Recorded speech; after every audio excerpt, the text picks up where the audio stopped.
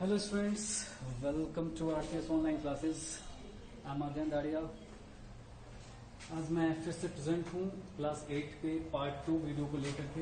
हमारा रिलेशन चल रहा है एक्सपोनेंट एंड रेडिकल्स। क्या चल रहा है स्टूडेंट? हमारा रिलेशन एक्सपोनेंट एंड रेडिकल्स। तो कल मैंने कुछ पॉइंट्स को क्लियर किया था इस चैप्टर के, जो इम्पोर्टेंट पॉइंट्स था हमारे चैप्टर का, कुछ रूल्स था जो मैंने डिस्कस किया था। नाउ अब मैं उस पॉइंट्स को आगे बढ़ाता हूँ, ठीक है स्टूडेंट? तो अब हमारे पास आज कल तो मैंने सारे पॉइंट्स को क्लियर कर दिया था। अब हम उससे आगे बढ़ेंगे। तो हमारे पास दो रेशनल नंबर है। एक रेशनल नंबर है हमारे पास a बाई बी, एक रेशनल नंबर है हमारे पास a बाई बी, और दूसरा रेशनल नंबर है हमारे पास c बाई डी। अगर स्टूडेंट ये दो रेशनल नंबर है हमारे पास, दो रेशनल नंबर से किसी भी फॉर्म में हो सकता है, और अगर इसका एक्सपोनेंट अगर हमने डाल दिया n, क्या डाल दिया स्टूडेंट? n डाल दिया, तो इससे इसका सॉल्यूशन क्या होगा? इसका एक्सपेंशन क्या होगा? a by B exponent, a by B exponent into c by D exponent n। Okay student, like इसमें मैं एक एग्जांपल देता हूँ। एग्जांपल हमारे पास है 1/2 इंटू 3/4 एक्सपोनेंट इसका है हमारे पास 3। इसके अगर हम सॉल्व करते हैं तो 1/2, ओके स्टूडेंट, 3/4 इसे हम इतना लिख सकते हैं, और फिर इसके आगे सॉल्यूशन दे सकते हैं इसका। ओके स्टूडेंट, तो ये हमारा एग्जांपल था। अगर इसे हम सॉल्व करने जाएं तो 1^3/2^3 into 3^3/4^3, that means 1/8 into 27/64। Okay student, ऐसे हम सॉल्व कर लेंगे तो 250।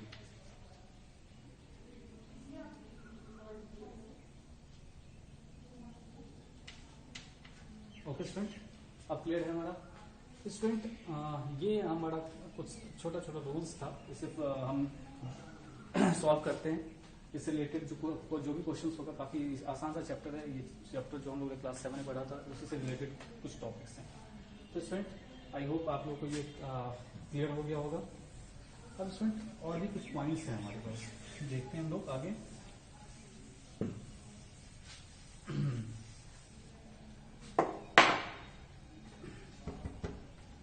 तो देखिए स्टूडेंट, हमारे पास नेक्स्ट क्या पॉइंट है वो देखते हैं हम लोग। सेम रूल है हमारे पास, फिर से दो रेशनल नंबर हैं, डिफरेंट रेशनल नंबर होंगे।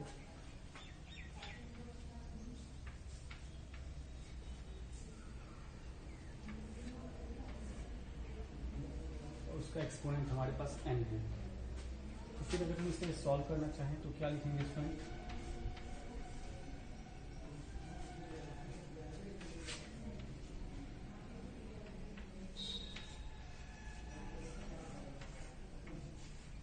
ओके स्टूडेंट, ये भी सेम फॉर्म हुआ स्टूडेंट, ध्यान रखेंगे हम लोग।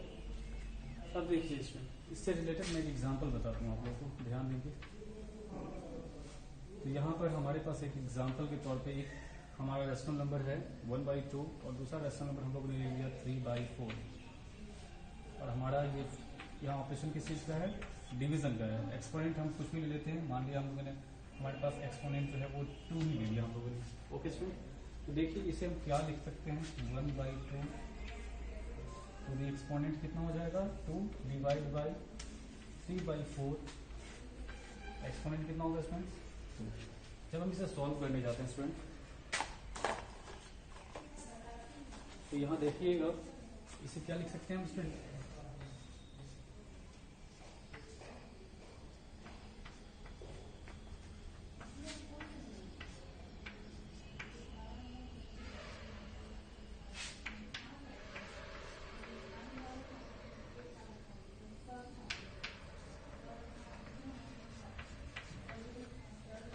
जब हम इसे सॉल्व करते हैं तो ये कितना आएगा? 1/4 मल्टीपल इसका रेसिप्रोकल लिखते हैं। ओके स्टूडेंट, इसे और भी आसान से सॉल्व कर सकते हैं हम लोग। बहुत सारे मेथड्स होते हैं, इवन अगर हम चाहते, अगर हम कोशिश करें तो यहीं पर इसे इसका रेसिप्रोकल लिख करके और फिर इसे इस फॉर्म में एक्सप्रेस कर सकते थे। बहुत सारे मेथड्स हैं, इसी मेथड से हम लोग इसे सॉल्व कर सकते हैं। ओके स्टूडेंट, नाउ अब हम नेक्स्ट पॉइंट पे आते हैं अपने।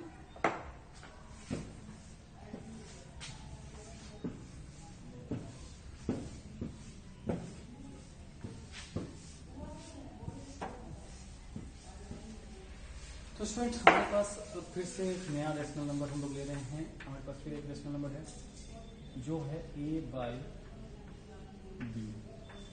और इसका अब जो इंटीजर जो एक्सपोनेंट होगा वो एक निगेटिव इंटीजर है। स्टूडेंट क्या है? एक निगेटिव इंटीजर।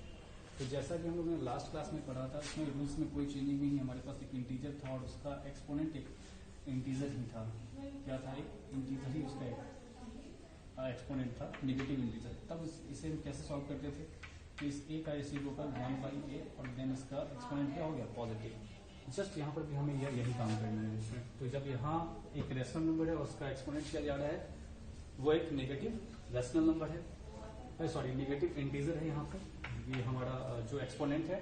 और जब इसे हम सॉल्व करेंगे तो इसका रेसिप्रोकल लिखेंगे तो a/b का रेसिप्रोकल क्या हो जाएगा हमारा? b/a, एंड देन हम क्या कर सकते हैं? इसका एक्सपोनेंट पॉजिटिव कर सकते हैं। ओके स्टूडेंट, देन ये फिर हमारा क्या सॉल्यूशन जाएगा? 3n by a⁴n। Okay student, now last point है हमारे पास फिर से एक रेशनल नंबर है a/b और इसका एक्सपोनेंट 0 है। स्टूडेंट आप लोगों ने देखा होगा कि कहीं पर भी आप लोगों को समझाया जाता है कि कहीं पर भी किसी भी नंबर के एक्सपोनेंट में अगर 0 हो उसका वैल्यू हम 1 लिख देते हैं। ओके, लिख तो देते हैं हम लोग 1, बट ये कहाँ से, कैसे पॉसिबल है स्टूडेंट? ये देखना है हमें 1 क्यों लिखते हैं, इसका एक प्रूफ तो होना चाहिए कुछ। तो चलिए मैं इसका प्रूफ देता हूँ आपको। तो यहाँ ध्यान देंगे स्टूडेंट, हमारे पास एक रेशनल नंबर है जिसका नाम जो कि है हमारा है a/b और इसका एक्सपोनेंट क्या हमारा 0 है। ओके, तो क्या इसे हम लोग इस फॉर्म में लिख सकते हैं फ्रेंड? 1 - 1 2 - 2 3 - 3, इसका एक्सपोनेंट देखिए यहाँ 0 है, 1 - 1 0 के इक्वल्स होगा 2 - 2 3 - 3 4 - 4 100 - 100 1000 - 1000, इस फॉर्म में लिख सकते हैं ना, ऑफ कोर्स। अब देखिएगा स्टूडेंट, जब हम इसे अभी इतना लिखने के बाद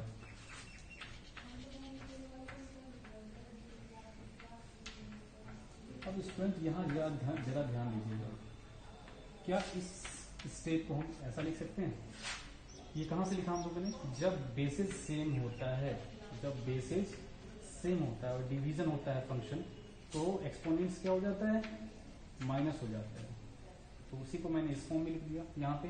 ओके स्टूडेंट, इसके बाद देखिए स्टूडेंट, उसके बाद यहाँ क्या कर सकते हैं हम लोग? a/b का एक्सपोनेंट 1 है, इसे एक्सपोनेंट को सॉल्व कर देते हैं तो ये क्या आ जाएगा? a/b ही रह जाएगा, और ये भी क्या रह जाएगा? a/b ही रह जाएगा। Then a/b b/a cancel, that is 1 proof हो गया स्टूडेंट। तो ये हमारा ऑल ओवर पॉइंट्स था, रूल्स था जो हम लोगों को सॉल्व करना था, जो देखना था। ओके स्टूडेंट, आई थिंक आप लोगों को कोई भी प्रॉब्लम नहीं होगी। अब कोई भी नंबर का, कोई भी रेशनल नंबर का अगर एक्सपोनेंट आपके पास 0 दे दिया जाए, कोई भी नेगेटिव रेशनल नंबर हो, पॉजिटिव रेशनल नंबर हो, तो हम 1 वैल्यू लिखते हैं, सीधा उसका वैल्यू 1 लिख देते हैं। बट क्यों लिखते हैं इसका आपके पास कॉन्सेप्ट होगा कल से। ओके, नाउ अब हम लोग आगे बढ़ते हैं।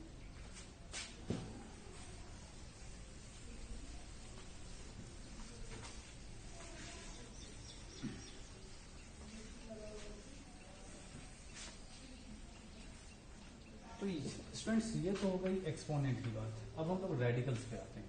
कहाँ आते हैं स्टूडेंट? रेडिकल्स पे। तो देखिए स्टूडेंट, हमारे पास अब आप लोग नेक्स्ट चैप्टर जो कि आपका स्क्वायर रूट्स है, तो आप लोग रूट्स से बहुत ही बड़ी बात ही अवगत होंगे। रूट्स जानते हैं, रूट डिफरेंट टाइप्स का होता है, square root, cube root, 4 root, इस तरह से बहुत सारे रूट्स, ये डिफरेंट टाइप के रूट्स होते हैं। ओके, तो ये जो स्क्वायर रूट है, एक्चुअली यहाँ पर 2 जो लिखा हुआ है, दैट इज इसे हिडन रखा जाता है क्योंकि ये स्क्वायर रूट है। ये क्यूब रूट 3, यहाँ 4 है, इसे 4 रूट 5 रूट इस तरह से हम कह सकते हैं। तो जब हम इसे एक्सपोनेंट में चेंज करते हैं स्टूडेंट, लाइक मान लीजिए हमारे पास एक वैल्यू है √8, तो जब हम इसे एक्सपोनेंट में चेंज करते हैं, ये एक्सपोनेंशियल फॉर्म में क्या हो जाएगा? ये मतलब फ्रैक्शन के फॉर्म में आ जाएगा। कहाँ क्या आ जाएगा इसका एक्सपोनेंट? फ्रैक्शन के फॉर्म में। मतलब this is equals to this, this is equals to this. आपने कभी स्टूडेंट ये देखा होगा, इवन तो आपको तो नेक्स्ट चैप्टर में पढ़ना है ये, बट आपने कभी देखा होगा ये value √4 that is equals to 2। देखा है स्टूडेंट? इसे हम लोग ये लिख देते हैं। क्यों लिखते हैं? तो हम लोग इसे √4 को 2 into 2 इट मीन्स 2 का स्क्वायर, और इसे हम इससे कैंसिल करके और 2 लिख देते हैं। यही करते हैं ना स्टूडेंट। बट एक्चुअल में क्या होता है, जो ये हमारा स्टेप था, ये स्टेप √2 का स्क्वायर, ये जो हमारा स्टेप है, इसका क्या मतलब हुआ? तो मैंने अभी जस्ट बताया ये क्या है, स्क्वायर रूट है हमारा। तो ये 2 का स्क्वायर तो ऑलरेडी यहाँ दिया हुआ है, 2 का स्क्वायर ऑलरेडी दिया हुआ है ये। और ये रूट को जब हम एक्सपोनेंट के फॉर्म में लिखेंगे तो ये क्या लिखेंगे? इसे 1/2 लिखेंगे। क्या लिखेंगे? 1/2। और फिर इसे अगर हम सॉल्व करते हैं तो 2 का एक्सपोनेंट 2 इंटू 1/2, ये कैंसिल हो गया, दैट मीन्स 2 का पावर 1 दैट इज 2। अब ये पता चला आपको कि ये 2 कहाँ से लिखा होता है, उस बीच में कितने स्टेप्स हेडर होते हैं, क्लियर स्टूडेंट? तो अगर इसी तरह से अगर किसी भी नंबर का क्यूब रूट दिया हुआ हो, लाइक यहाँ पर b ले लिया हम लोगों ने, b का क्यूब रूट दिया हुआ है, इट मीन्स b का पावर 1/3। अगर 4 रूट a दिया हुआ है जिसका मतलब a का पावर 1/4। अगर यहाँ पर b √5 दिया हुआ है तो यहाँ पर क्या हो जाएगा, b का एक्सपोनेंट जो है 1/5 होगा स्टूडेंट। ओके, तो इसलिए मैंने कहा था कि इन दोनों में एक अनोखा रिलेशन है, कभी ना टूटने वाला, और इससे मैंने एक्सपोनेंट एंड रेडिकल्स को क्लियर किया था आपके पास। तो अगर कभी भी आपके पास कोई क्वेश्चन हो तो आप इस तरह से भी सोच सकते हैं, और ये सोचना चाहिए आपको, क्योंकि ये स्क्वायर जो है उसे हम स्क्वायर रूट जो है इसे एक्सपोनेंशियल फॉर्म में 1/2, क्यूब रूट के एक्सपोनेंशियल फॉर्म में 1/3, 4 रूट को एक्सपोनेंशियल फॉर्म में 1/4। इस तरह से अगर कोई भी, मान लीजिए यहाँ हमारे पास n रूट है, क्या है, n रूट है, तो फिर हम इसे क्या लिखेंगे, a⁴ 1/n। ये इस फॉर्म में ज्यादा जाएगा, जहां पर रूट का जितना भी पावर होगा